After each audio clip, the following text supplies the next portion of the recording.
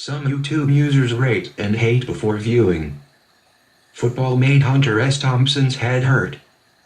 News or bust goes 3D. Drugs are bad, but becoming legal. Now the news, or bust style. Welcome to our special News or Bust episode in 3D. Ooh. Newsflash. Giant men smashing into each other hurts heads.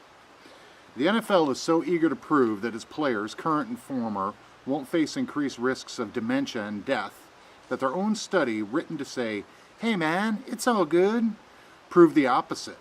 Using suspect medical studies, the NFL mistakenly used the wrong data, an entire column out of a spreadsheet given to them by scientists. And they have a major headache on their hands.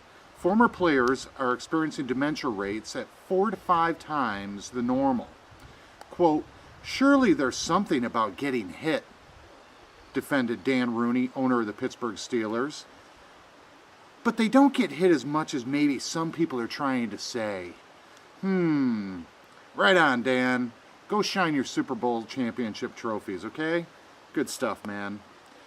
Lombardi, mourn. Ouch, my head hurts suddenly.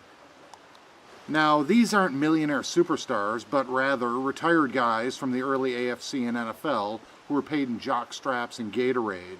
So the NFL is fighting having to pay for their continued health care. The league has paid $6 million to 106 former players. That's less than Terrell Owens is making for this one season, destroying my beloved Bills. Think about it. Further proof, try to listen to Terry Bradshaw talk about game time strategy. There's brain damage. Dane Bramage. Enough bad news. Let's get high. Oh, man. This is why we elected Obama. Good stuff, dude. All the way, man. Oh. The administration informed U.S. Attorney Generals to not prosecute stoners in states who really, really, really need weed, for cataracts and bad muscles. And yeah, man, I was driving down the road and there was this biker there, and I thought it was like so cool because we were both going in the same direction, and I was like, whoa, man. And then I looked ahead and there was this girl, I thought I knew her, and I was like, "Hey man, I know you." And then all of a sudden there were these bright lights whirling and whirling, and the cop said,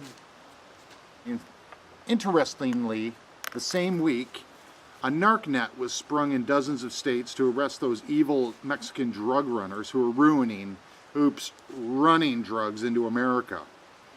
Bad, bad Mexicans. Boy, what can't we blame you for?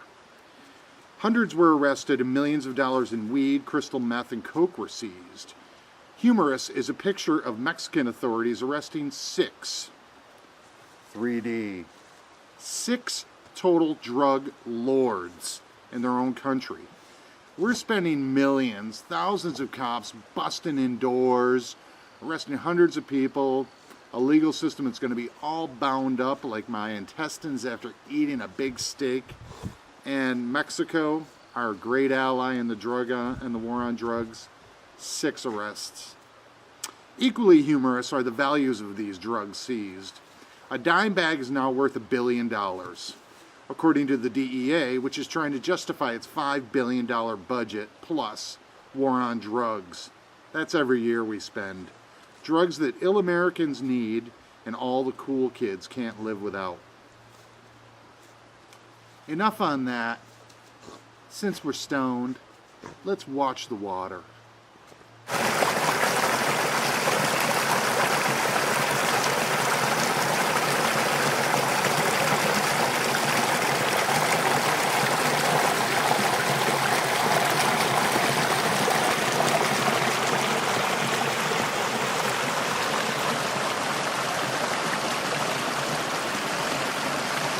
That nice? Even better news, the recession is over. Yay! Whether you noticed or not, our economy is totally kicking. The Dow is over 10,000 for the first time in nearly a year, thanks to Bush's tax cuts for the rich, of course. And the overall market, not your real market like paying your own mortgage, you know, how your unemployed neighbors are doing, that construction worker who can't get a job. Well, the virtual market in New York is now up over 3,000 points. You okay, Stu? So, in addition to witnessing the worst economy since the first Bush was in office, we're also seeing the biggest boom ever. Awesome. Ain't it great to be alive? Quote, "This is a liquidity-driven rally, and the market is probably going to keep moving higher over the next few weeks," end quote, explained Tyler Vernon, Chief Investment Officer at Biltmore Capital. That's right, buy some surf and turf, maybe a Benz, and forget about your unemployment benefits lapsing in weeks. Feels good, don't it? Denial is a powerful thing. Just get stoned, man, and hope the man don't bust down your door.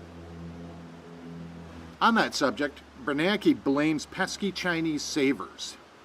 Forget our outsourced factories and the fact that America is so overbuilt with McMansions that only a major fire will restart construction. Fed Reserve Chairman Ben Bernanke is blaming Chinese savings for our present $1.42 trillion. Ooh, almost said billion.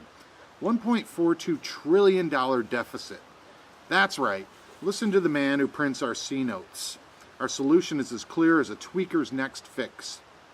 Quote, "By establishing a sustainable fiscal trajectory anchored by a clear commitment to substantially reduce federal deficits over time." Say that 3 times. Huh? Basically, we need to find a single product that's actually made here. I suggest kittens, racists, or economists. Then force the Chinese to buy more of it. A fabulous Chairman Mao stew of hairballs and idiot paper pushers will surely fix this trade imbalance soon. Other stuff that may make you sick. Goldman Sachs reported a quarterly profit of $3 billion on $12 billion in revenue and has $160 billion in cash or equivalents on its balance sheet. Yep, they sure did need that bailout months ago.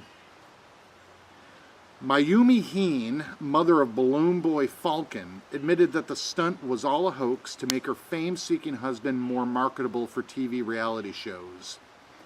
Dick Heen now faces charges of conspiracy, contributing to the delinquency of a minor, and making false police reports. And finally, former Homeland Security nominee Bernard Kerik was sent to jail by a judge who simply couldn't look at Bush and Giuliani's favorite police chief another minute. Among the charges is faking bills to cover up work done for free by a developer in New York. He actually had a fake invoice faxed over, like $26,000 towards $250,000 in work that a developer actually did for free. What a scumbag. And generally the judge cited, but we're not quoting exactly here, Kerik is a total douchebag. Way to go, Bernie. This is a guy who was using an apartment on 9/11 that was given to firefighters for them to rest. Bernie was up there nailing his mistress. Good people. Class acts. One last point, and we're going to wing this. Obama's popularity is falling, plummeting, really. One last thing was it's fallen faster in a period than any president since the statistics were kept. And that goes back to like 1940s, 1920s. But really, the last time we had a president who actually tried to do something, you know, like better society, that was Lincoln. How were his popularity numbers after he was elected? Think about it. That's the news, folks. We'll see you next week. 2D, but actually as fun. Party on, Tim.